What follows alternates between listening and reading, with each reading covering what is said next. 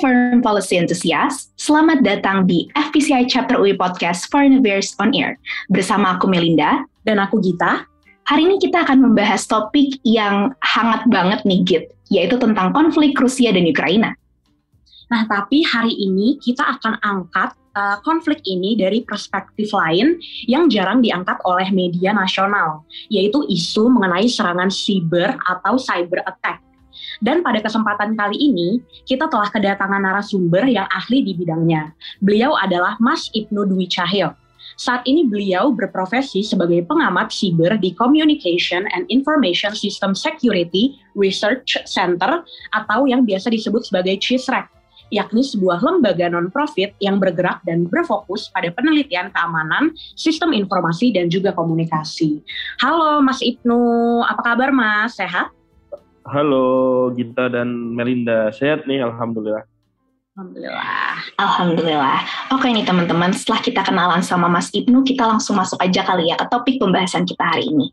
Nah Mas Ibnu, seperti yang udah aku sempat mention sama Gita juga di awal nih, kalau misalkan hari ini kita mau cari tahu tentang konflik Rusia dan Ukraina dari sudut pandang lain, which is cyber attack. Tapi sebelum kita jauh membahas tentang cyber attack itu sendiri, sebetulnya apa sih Mas yang tengah terjadi di Rusia dan Ukraina? Kenapa Rusia tuh sampai tega dalam tanda kutip untuk melancarkan serangan militer ke Ukraina? Ini kan sebenarnya konflik lama ya. Kalau kita bicara tentang geopolitiknya ini kan ya sebenarnya persaingan antara Amerika dan sekutunya di Eropa, NATO, dengan kekuatan lama yaitu Uni Soviet. Yang Uni Soviet kan pecah tahun 1991, yang di situ ternyata beberapa negara pecahan Uni Soviet itu malah bergabung dengan NATO. Kalau dulu itu kan ada Pakta Warsawa, seperti itu. Ada Pakta Warsawa yang ya diisi negara-negara yang berhaluan sosialis komunis seperti itu yang dekat dengan Uni Soviet dan Rusia. Dan salah satu yang memang menjadi perhatian besar dari Rusia kalau kita bicara secara umum ya sebelum kita masuk ke isu cyber attack-nya atau perang cyber warfare-nya, seperti yang banyak disampaikan oleh para pengamat politik dan juga beberapa berita di luar negeri bahwa concern utama Rusia adalah dia menjaga keamanannya seperti itu. Jadi dia tidak keberatan saat Estonia itu bergabung dengan NATO, dia tidak keberatan Latvia, dia tidak keberatan negara kecil yang memang dia pecahan Uni Soviet dan dia bergabung tidak hanya bergabung dengan Uni Eropa tapi juga dengan NATO. Tetapi saat Ukraina itu berencana bergabung dengan NATO sejak 2008, itu yang menimbulkan konflik. Yang konfliknya sebenarnya kalau kita lihat sejak 2008 itu tidak hanya ada di Ukraina tetapi juga ada di Georgia. Jadi dua negara ini yang memang sejak tahun 2008 itu ya berkonflik luar biasa dengan Rusia, terutama setelah Rusia dipimpin oleh Vladimir Putin ya. Jadi memang pasca Uni Soviet ini runtuh ya, kepemimpinan Rusia ini kan dalam hampir satu dekade itu dipimpin oleh Boris Yeltsin. Yang Boris Yeltsin ini yang dia juga mengangkat Putin akhirnya sebagai Perdana Menteri seperti itu. Ya dari sanalah Putin akhirnya menjadi kuat dan Putin oleh dunia Barat ini dianggap sebagai ultranasionalis Rusia atau bagaimana. Jadi yang mungkin ini kalau menurut saya Putin itu ingin mengembalikan kebesaran Rusia entah SAR-nya atau sebelumnya. Kalau kita lihat Ukraina ini kan kalau kita lihat sejarahnya memang sebenarnya dulu ibu kotanya yang The Great Russian itu dia ada di Kiev gitu, bukan di Moskow. Saya tidak terlalu mendalami, cuman saya baca-baca memang secara culture, secara histori memang ya mungkin Putin baper ya kalau Ukraina itu ngikut NATO, artinya Ukraina itu nanti akan dipasangin sistem pertahanan, dimasuki sistem pertahanannya oleh NATO. Jadi kita memandangnya itu kan sebenarnya national interest saja. National interest-nya dari Rusia itu adalah soal keamanan. Dia nggak ingin ada sistem pertahanan NATO di depan rumahnya kayak gitu. Tapi kalau kita bicara national interest-nya Ukraina, mereka juga tidak ingin dipimpin oleh orang yang dalam tanda kutip jadi bonekanya Rusia seperti itu. Oke, ini Mas Ibnu baru ditanya apa udah komprehensif banget ya gitu jawabannya. Makasih banget nih Mas. Nah tapi mungkin dari yang bisa foreign policy enthusiast juga pahami bahwa konflik dari Rusia dan Ukraina ini sejatinya multidimensional. Ada dalam bidang culture kita bisa lihat gimana keterikatan antara Ukraina dan Rusia, dan secara histori pun dulu Ukraina merupakan bagian dalam satu kesatuan bersama Rusia, yakni di bawah Pakta Warsawa dalam kesatuan Uni Soviet gitu ya. Dan pada saat ini kenapa Rusia itu concern banget untuk mempertahankan Ukraina? Bisa dikatakan mungkin Ukraina sangat secara geopolitiknya sangat strategis ya Mas, dan untuk menangkal yang kayak tadi Mas bilang, biar rumahnya tetap aman biar nggak ada keamanan dari NATO ataupun pihak Barat yang mencaplok urusan dalam negerinya tanda kutip Rusia. Mungkin itu international interest yang tadi Mas Ibnu tekankan. Kembali lagi nih Mas ke sudut pandang yang mau kita angkat hari ini, yakni mengenai cyber attack. Nah, sebetulnya apa sih yang harus kita nih sebagai foreign policy enthusiast pahami sebagai orang awam mengenai konsep cyber attack secara umum? Seberapa penting untuk kita aware dengan isu cyber attack ini, Mas? Oke. Yang paling penting adalah cyber attack, cyber warfare, hybrid warfare itu belum ada aturannya. Kenapa belum ada aturannya? Karena PBB itu juga galau, nggak ngerti apa sih parameternya sudah terjadi cyber attack gitu. Padahal kalau kita bicara tentang parameter sebuah peperangan, kalau kita bilang perang fisik ya, contoh kalau kita bicara perang dunia II. Perang dunia II itu dulu kenapa Uni Soviet itu tidak langsung perang dengan Nazi Jerman? Karena mereka buat perjanjian bahwa Nazi tidak akan melakukan serangan ke daerah Uni Soviet. Nah, karena jelas, oke, ini Nazi ngajak perang Uni Soviet kalau dia memang sudah mulai masuk ke daerah kita. Itu kan jelas sekali ada kerusakan yang jelas pelakunya. Nah, untuk cyber warfare ini susah membuktikannya. Kayak orang meretas deh, damage-nya ada, akunnya hilang, tapi pelakunya siapa kan kita susah menentukan. Tahun 2013 ya, itu Indonesia tercatat sebagai negara terbesar kedua sumber serangan cyber.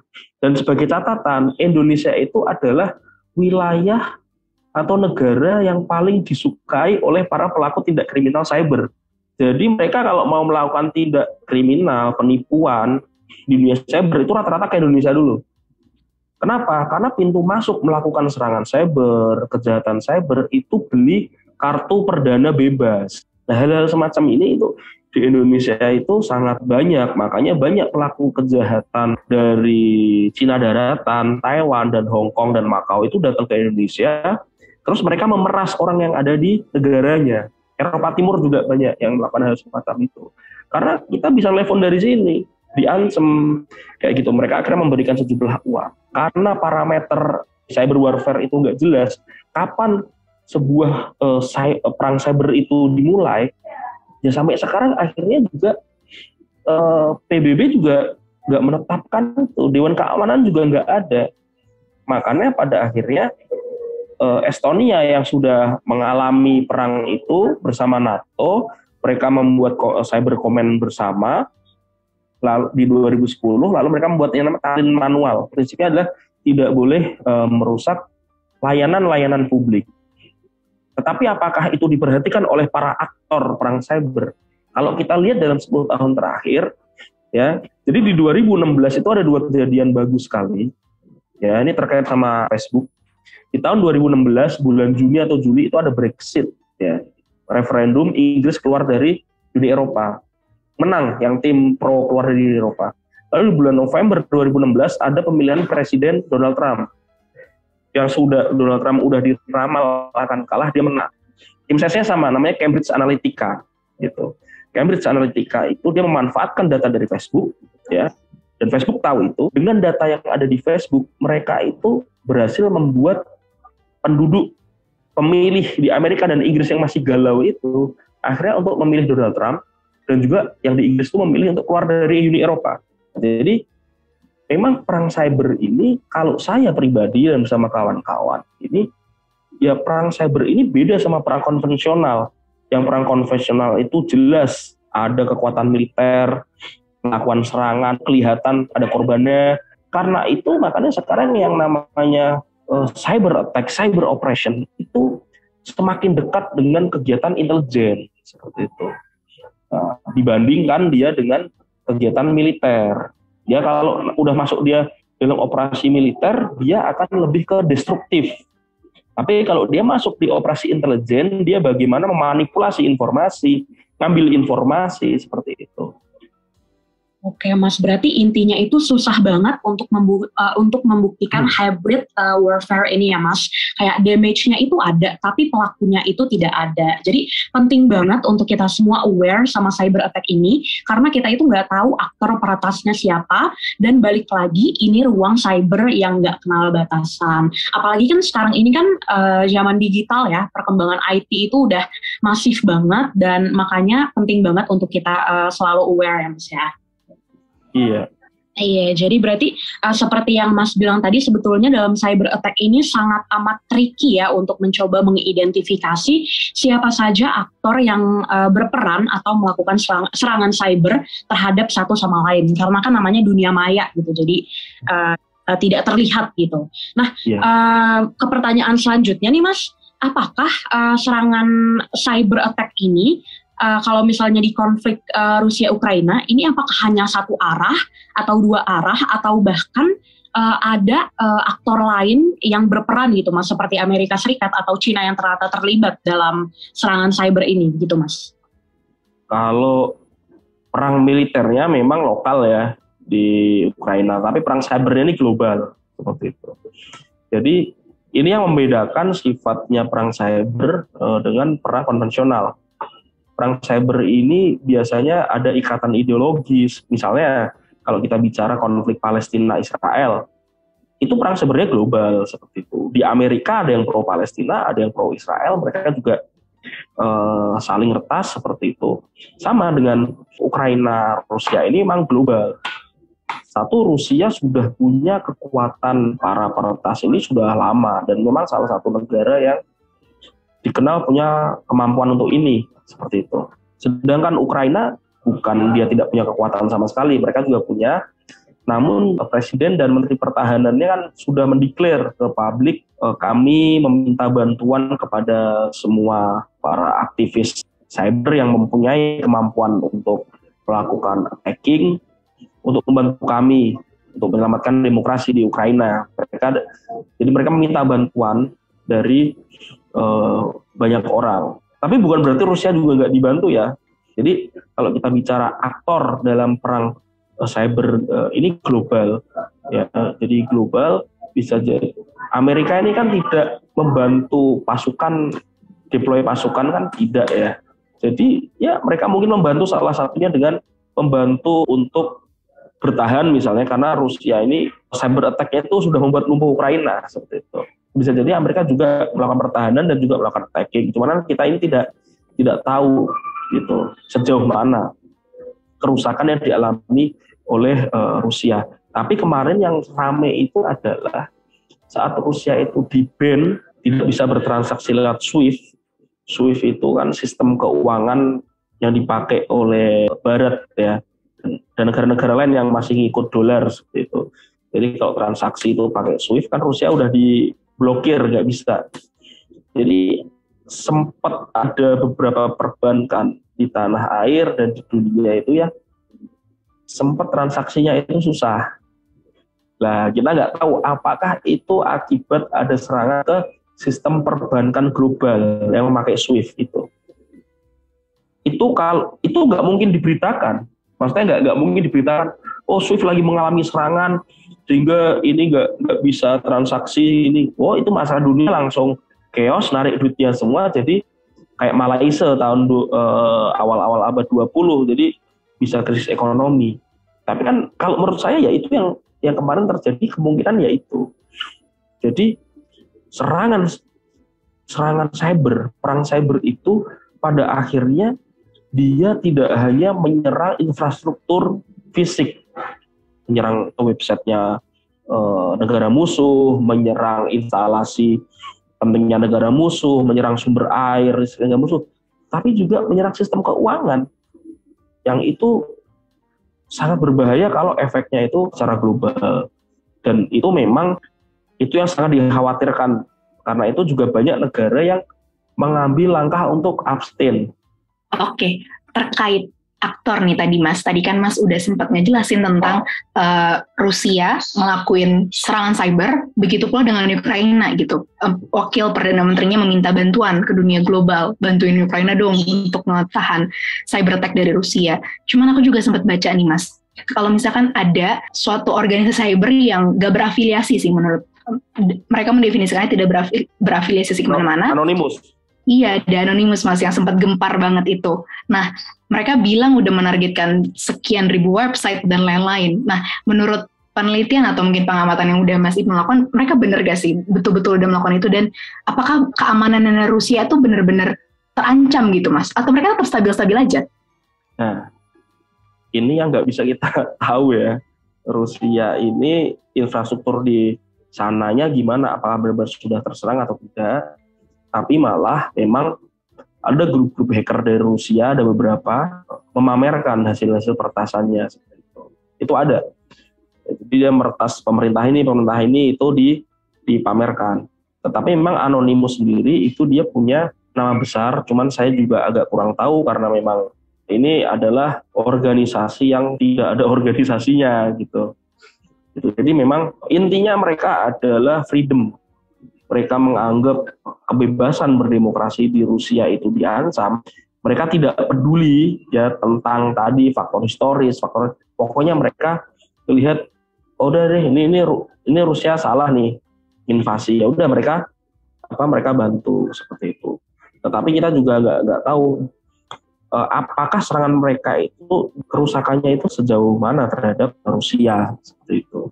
Tetapi memang serangan itu sebenarnya juga mungkin banyak dilakukan juga oleh lembaga-lembaga intelijen lain lewat komunitas-komunitas hacker yang mereka bina atau mereka punya jaringan itu juga mereka lakukan. Karena dalam situasi perang seperti ini biasanya negara itu punya kepentingan untuk curi-curi informasi. Jadi kalau nanti di dunia hacking itu, ya ini kadang nggak jelas siapa teman siapa lawan, itu tukar-tukar informasinya. Yang pasti adalah ya dari Anonymous juga udah declare bahwa dia akan nyerang Rusia, tetapi kita nggak tahu sejauh mana kerusakan yang bisa mereka hasilkan. Oke, terima kasih untuk teman-teman foreign policy enthusiast yang kepo nih dengan video di Anonymous, karena pas aku lihat videonya tuh dia pakai topeng, pakai jaket hitam, bisa dicari langsung di Google The Anonymous. Tapi banyak video palsunya itu, banyak yang aku ngaku juga itu. Hati-hati hoax ya teman-teman. Ya, langsung kita lanjut aja ya Mas, berikutnya. Di konflik Rusia-Ukraina ini, apa aja bentuk-bentuk tindakan cyber attack yang telah dilakukan oleh aktor-aktor negara dan juga non-negara di dalam konflik ini? Kayak menitik beratkan pada apa yang Rusia dan Ukraina lakukan gitu Mas? Jadi gini, sebelum serangan militer di akhir Februari itu, mereka sudah melakukan sejumlah rangkaian serangan cyber ya.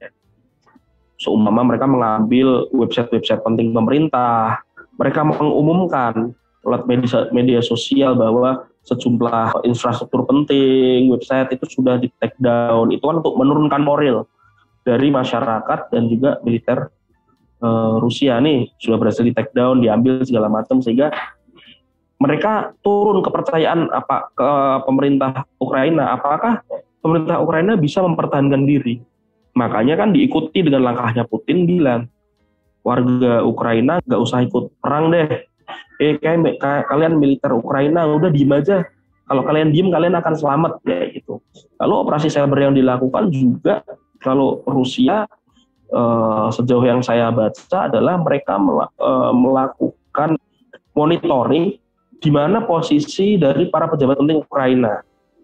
Jadi mereka juga mungkin sudah mendeploy tim khusus untuk mencari itu, dan salah satu untuk pendeteksiannya itu ya dengan teknologi. Dua hal itu yang paling tidak dilakukan Rusia, dan saat sudah terjadi perang ya mereka tadi ada yang mengganggu sistem SWIFT, mungkin mereka juga mengganggu negara-negara yang mendukung Ukraina, belum lagi propagandanya di media sosial mereka juga berusaha untuk lancarkan kayak gitu. Nah, kalau yang dilakukan Ukraina, kalau saya pikir mereka lebih ke defense. tadi seperti Elon Musk, dia membantu dari infrastruktur internet, ya mereka berusaha untuk memulihkan, sehingga kan yang di awal-awal itu banyak video itu karena masyarakat Ukraina masih punya internet, masih bisa kirim WA ke orang di luar Ukraina. Lalu mereka kesulitan. Itu kan operasinya Rusia juga, bagaimana informasi itu tidak keluar dari pihak Ukraina dan masyarakat Ukraina, seperti itu.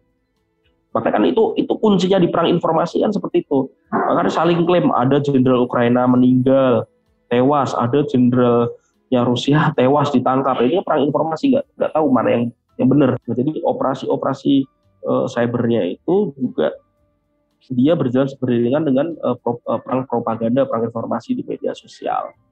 Oke, berarti bentuk-bentuknya beragam macam-macamnya dan bukan hacker-hacker yang newbie kali ya Mas. Ini udah bener-bener masif banget karena kan juga ini basisnya negara, apalagi Rusia. Kekuatan cybernya udah kita kenal dari secara historis, memang Rusia salah satu yang ngelit lah ya. Setelah itu mungkin Amerika, abis itu China juga salah satu yang paling kuat di dunia. Dan itulah kenapa peran cyber attack dalam konflik Rusia-Ukraina ini sangat berdampak kayak yang tadi Mas bilang. Yang paling krusial ada pada saat Rusia melakukan serangan untuk membajak handphone, data-data pribadi pejabat-pejabat Ukraina, itu pasti banyak banget informasi dalam negeri yang bisa diambil sama Rusia dan makin menyebabkan perang ini makin panas gitu ya. Ya prinsipnya memang dalam perang Ukraina dan Rusia ini jadi pelajaran buat Indonesia. Kalau kita nggak siap, dan sekarang kita masih sangat tidak siap, makanya kan Panglima TNI sekarang salah satu programnya itu bagaimana penguatan cyber di 3 matra. Gitu. Karena ya mau nggak mau kita harus siap seperti itu. Kondisi kita sekarang masih belum ideal di Indonesia. Kalau tiba-tiba kita menghadapi situasi seperti di Ukraina, ya kita langsung wassalam gitu. Jadi memang bargaining kita masih sangat kurang dan ya kita perlu waspada. Oke, kalau gitu. Mas, tadi kan kita udah bahas nih tentang dampak cyber attack yang terjadi di Rusia dan Ukraina. Nah, saat ini di konflik Rusia-Ukraina ini, ancaman nyata apa yang mengancam negara lain, Mas? Boleh Indonesia atau Amerika atau negara-negara lainnya, Mas? Oke, kalau dampaknya kan banyak ya. Minyak goreng, BBM, bahkan ini yang nanti akan segera mempengaruhi Timur Tengah. Ini kita bicara di luar cyber attack-nya juga ya. Saudi ini udah mulai berani sama Amerika seperti itu. Karena Saudi sudah menolak permintaannya Joe Biden untuk jual minyaknya dengan harga murah ke Amerika. Kalau tidak salah masih menolak ya. Jadi salah satu efeknya yang cukup luar biasa itu nanti nggak tahu tuh di Timur Tengah itu nanti akan seperti apa, karena sepertinya mereka juga memikirkan dirinya masing-masing.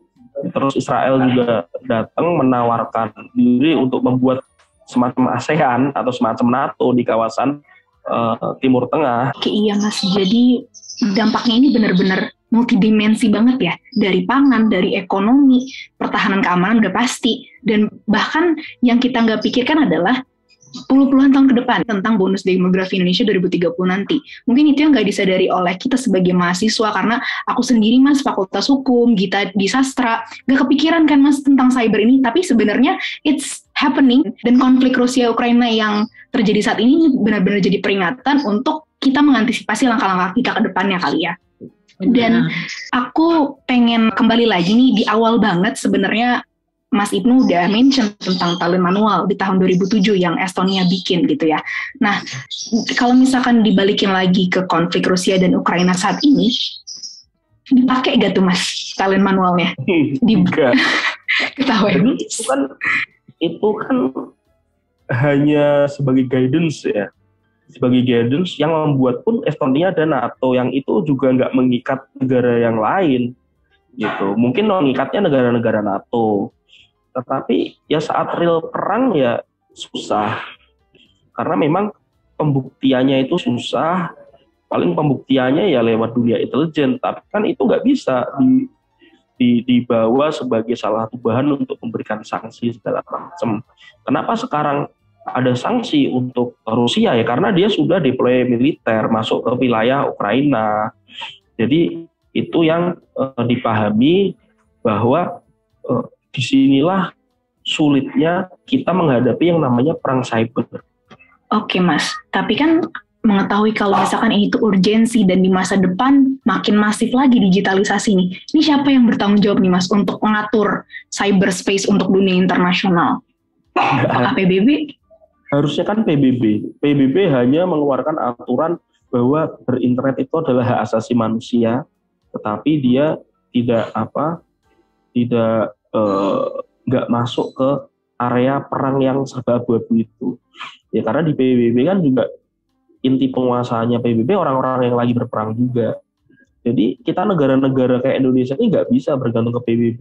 Yang bisa kita lakukan adalah memperkuat diri sendiri. Kalau memperkuat diri sendiri kita masih kurang, kita gandeng negara-negara di sekitar kita, di ASEAN, seperti itu.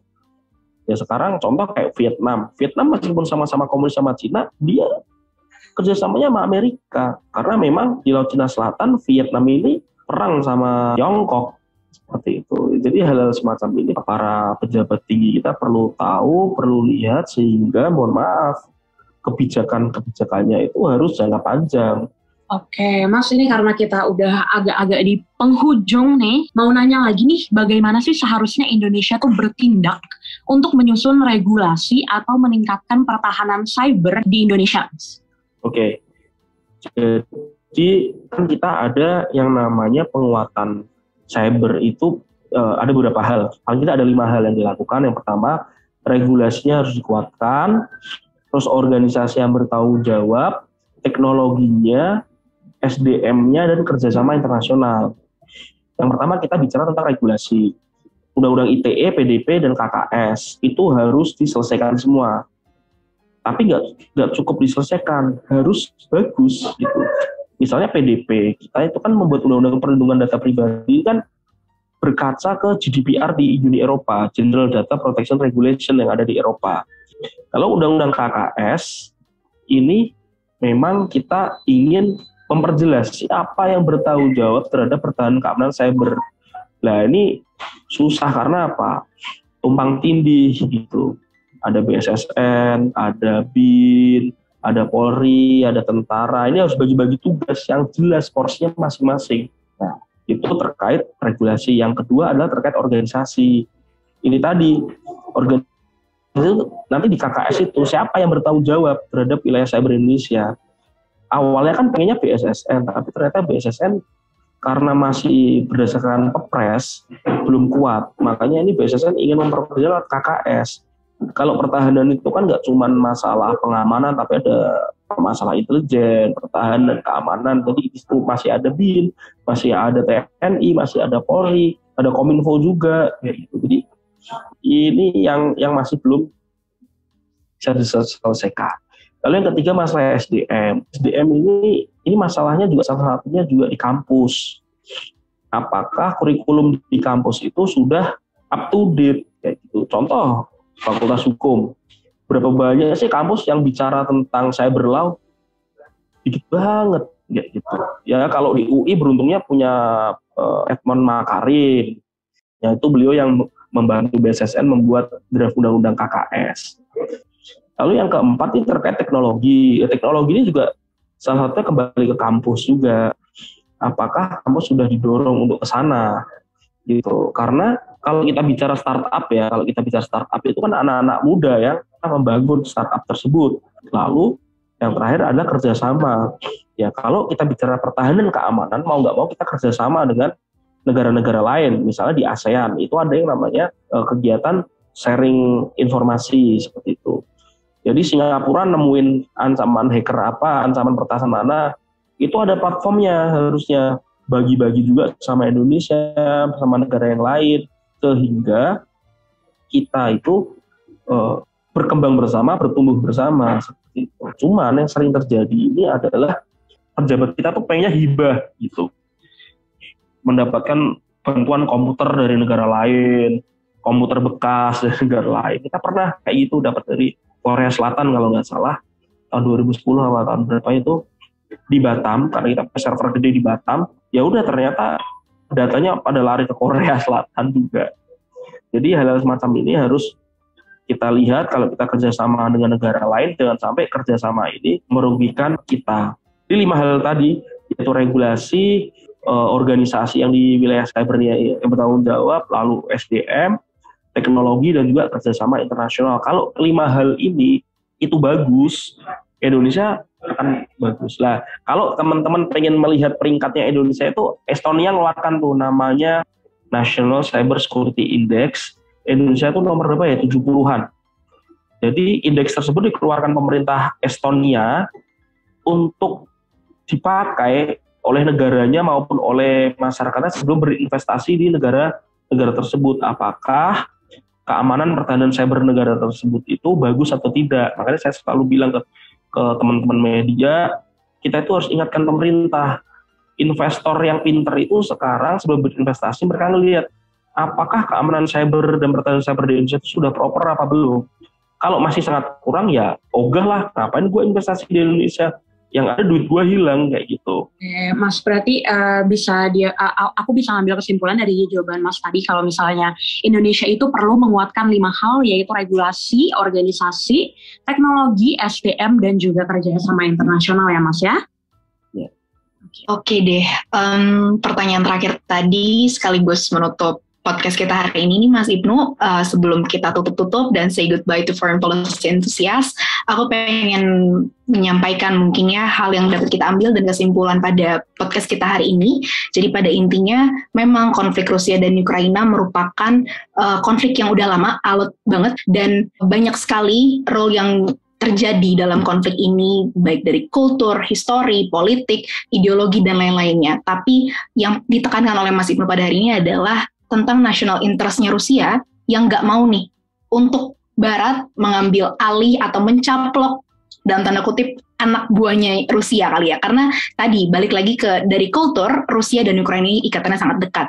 Dan gak hanya pertempuran militer fisik teman-teman yang terjadi, Mas Ibnu juga udah jelasin bentuk-bentuk cyber attack yang saat ini tengah dilakukan. Dan kenapa cyber attack ini dilakukan? Karena saat ini zaman digitalisasi sangat strategis untuk bisa mengambil informasi, bahkan untuk mengendalikan preferensi politik warga negara Ukraina dan Rusia ataupun seluruh warga dunia, ini sangat gampang banget dengan kehadiran dunia cyber. Dan itulah kenapa kita sebagai mahasiswa, sebagai orang-orang awam yang mungkin saat ini belum tahu banyak tentang cyber attack, tapi penting untuk kita aware tentang isu ini dan mulai menjaga mungkin dari hal-hal simpel. Karena pemerintah saat ini dari tahap 5 penguatan yang tadi Mas Ibnu bilang, di regulasi aja masih stuck.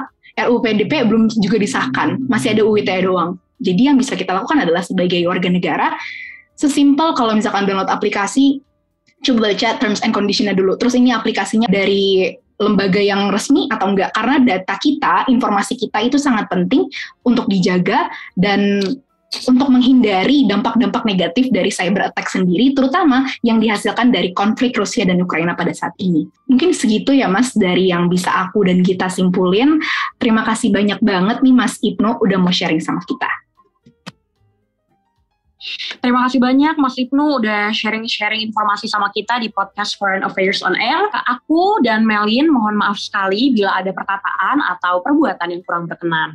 Semoga kita bisa kolaborasi lagi di kesempatan berikutnya. Sehat selalu ya Mas Ibnu. Oke, thank you teman-teman. Sukses selalu. Makasih Mas Ibnu. Dear Foreign Policy Enthusiast, sekian pembahasan kami hari ini bersama Mas Ibnu. Thank you for listening to our podcast and see you on the next episode of Foreign Affairs on Air. Foreign Policy Community of Indonesia, Chapter Universitas Indonesia, Transcending Boundaries.